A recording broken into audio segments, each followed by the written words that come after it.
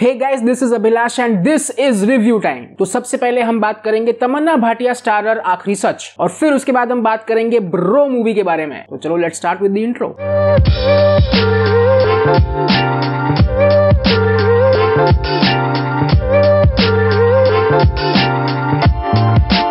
Okay, सबसे पहले आखिरी सच। तो देखो, आखिरी सच जो शो है वो बेस्ड है द बुरारी मर्डर केस पर। And now the main point is कि इस शो में होने वाले हैं टोटल 8 एपिसोड्स, बट इन लोगों ने रिलीज किए हैं सिर्फ 2, और फिर आने वाले हर फ्राइडे को ये लोग रिलीज करेंगे एक एक एपिसोड। अब एक एपिसोड की लेंथ है देखो 30 से 35 मिनट के बीच। तो इन लोगों ने ये पूरा का पूरा शो क्यों नहीं रिलीज किया एक साथ, आई हैव नो क्लू। और ये डिसीजन इनके फेवर में जाता है या फिर अगेंस्ट में, ये आने वाला वक्त ही हमको बताएगा। अब देखो, ऐसा इन लोगों ने ना शो में दिखाया है कि ये इंस्पायर्ड बाय ट्रू इवेंट्स है, बट इसमें बहुत सारी चीजों का ड्रामेटाइजेशन और फिक्शनलाइजेशन ऑलरेडी हो चुका है। स्पेशली सेकंड नंबर एपिसोड से हमको ये चीजें देखना शुरू हो जाती हैं। तो अब इस पूरी स्टोरी से आप में से कई लोग ऑलरेडी वाकिफ हैं कि 11 लोगों की फैमिली होती है दिल्ली में, और एक रात उन सभी का मर्डर हो जाता है, या फिर ऐसा कहें कि first brain washed and then suicides. अब ये जो पूरी स्टोरी है, ये सेम चीज हमें इन 2 एपिसोड्स में भी देखने को मिलती है। अब सेटअप वाइज और प्रोडक्शन डिजाइन वाइज देखो, बहुत सारी चीजें हैं जो कि इस ओरिजिनल केस से सिमिलर है। जैसे कि इन लोगों ने घर भी बिल्कुल वैसा ही शो किया जो कि ओरिजिनल केस में था। जैसे कि ऊपर एक जंगला टाइप लगा हुआ है, फिर सीढ़ियों के पास से जाती हुई एक छोटी सी जगह जहां पर एक जाली लगी हुई है जिसमें एक डॉगी है। इसके अलावा इन 2 एपिसोड्स में अभी तक भी कुछ भी फॉरेंसिक्स का हमको देखने को नहीं मिला है, but I am really hopeful कि हमें आगे देखने को मिले। अब इसके बाद फिक्शनलाइजेशन वाले पार्ट में हमको देखने को मिलती है इस बंदे की स्टोरी। अब ये बंदा कौन है, क्या है, कैसे है, ये चीजें मैं अभी डिस्कस नहीं करूंगा। अब चलो, ये सब तो हुई देखो इस शो की बात, बट अब आते हैं अपन मेन मुद्दे पे। इस चीज पर शो क्यों? जब इस चीज की डॉक्यूमेंट्री वेब सीरीज नेटफ्लिक्स ने हमको ऑलरेडी 2 साल पहले दे दी है, तो इस सेम चीज पर वापस से एक और शो क्यों? और वो भी ऐसा शो जो कि इवेंट्स के हिसाब से थोड़ा सा फिक्शनलाइज्ड है और ड्रामेटाइज्ड है। क्योंकि यार देखो, मैं आपको सच बताता हूँ, वो वाली जो डॉक्यूमेंट्री थी जिसका नाम था हाउस ऑफ हॉरर्स, वो मैंने देख रखी है। तो इस केस से जुड़े हुए एक व्यूअर अगर वो डॉक्यूमेंट्री देखता है और उसके मन में जितने भी सवाल आते हैं, तो वो सारी चीजें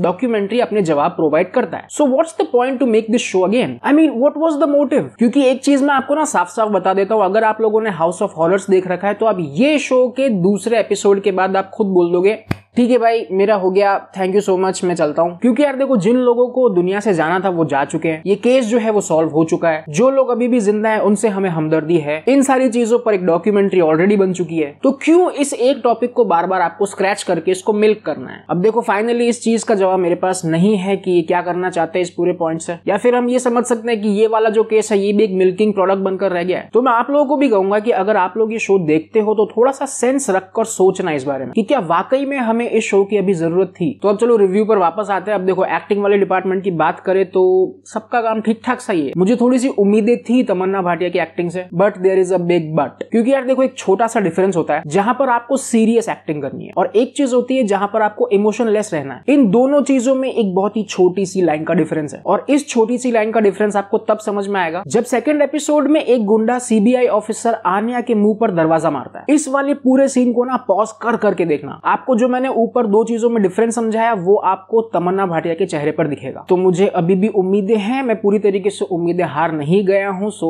लेट्स सी व्हाट हैपेंस। अब फाइनली इस शो में अभी तक तो कोई सेक्स सीन्स नहीं है और ना ही कोई न्यूड सीन्स है, बट गालियां हैं, और इस शो को मैं आज रेट नहीं कर पाऊंगा। ये जब इसका पूरा सीजन आने दो, फिर जाके मैं पूरा देखता हूं और फिर देखता हूं कि इसको मुझे क्या रेट करना है। तो खैर देखो, इस वाले रिव्यू के लिए मैंने बहुत सारा ज्ञान झाड़ लिया। सोच के समझ के देखना है एक शो की क्या लगता है आपको, और जो भी लगता है वो मुझे बताओ कमेंट सेक्शन में। इसके बाद अब चलते हैं नेक्स्ट रिव्यू पे। ब्रो, ये एक मूवी है जो कि आपको मिलेगी नेटफ्लिक्स पर। ये मूवी आपको मिलेगी हिंदी, तमिल, तेलुगु और मलयालम में, और इस मूवी का रन टाइम है 2 घंटा और 11 मिनट का। मूवी का जॉनरा है ड्रामा और कॉमेडी, जिसमें ड्रामा तो था लेकिन कॉमेडी मुझे कहीं मिली नहीं। तो यार देखो, कहानी शुरू होती है मरकंडे नाम के इस आदमी से, जो कि बढ़िया सी जॉब करता है, अमीर है, घर परिवार में सब हंसी खुशी चल रहा है, गर्लफ्रेंड है, और फिर अचानक से इसकी डेथ हो जाती है। और फिर एक गॉडली फिगर इसके सामने आता है, और फिर मरकंडे भीख मांगता है कि ब्रो मुझे वापस जाने दे ब्रो। तो ये गॉडली फिगर इसको 90 डेज का टाइम देता है ताकि मरकंडे वापस धरती पर आए और ये अपने सारे अधूरे कामों को पूरा कर ले। और इस स्टोरी में कुछ भी नया नहीं है, लिटरली कुछ भी। उसके हैं 2 रीजंस, क्योंकि ऐसी मूवीज हमने ऑलरेडी बहुत बार देख ली, और ये एक रीमेक मूवी है। किसका? मुझसे मत पूछो यार, गूगल कर लो प्लीज। और ये कौन से लोग हैं जो भाई ऐसे टॉपिक पर रीमेक बनाए जा रहे हैं? कौन है भाई ये? चलो अब अगर मैं सीरियसली आपको इस मूवी के बारे में बताऊं तो देखो, फंडामेंटल लेवल्स पे इस स्टोरी के साथ साथ बहुत सारी गड़बड़ है। जैसे कि एंड में भगवान जो है वो मरकंडे को समझाते हैं कि बेटा अगर तुझको मैं ये 90 डेज नहीं भी देता तब भी चीजें वैसी ही होती जो अभी हो रही है। But what was wrong in it was ये फंडा सिर्फ उसी पर अप्लाई हो सकता है जिसके पास बहुत सारा बैकअप वाला पैसा हो। मतलब मैं तो कहता हूं कि आप मरकंडे को यहीं पर रखो, उससे सारा पैसा छीन लो और फिर अब जाके इसको बोलो कि भाई तेरे जितने भी भाई बहन है और माँ है इनका पेट पालना है, और अब वो मर जाता है,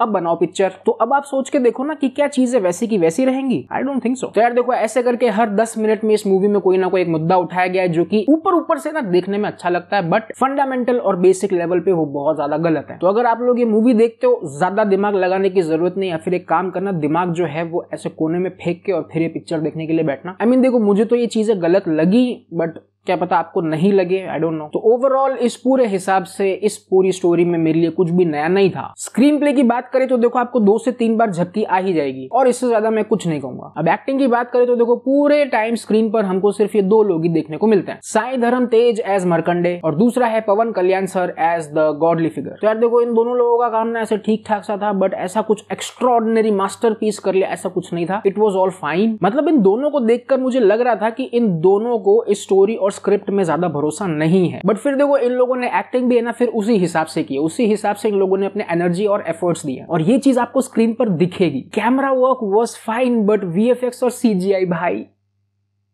बहुत खराब, भाई बहुत खराब। इससे बढ़िया ये लोग एक काम करते कि एक छोटा सा रूम लेते जहां पर कि पूरा अंधेरा है और फिर ऊपर से एक लाइट लगा देते, दैट्स इट। वो ज्यादा एस्थेटिक लगता पता है, बट खैर ठीक है।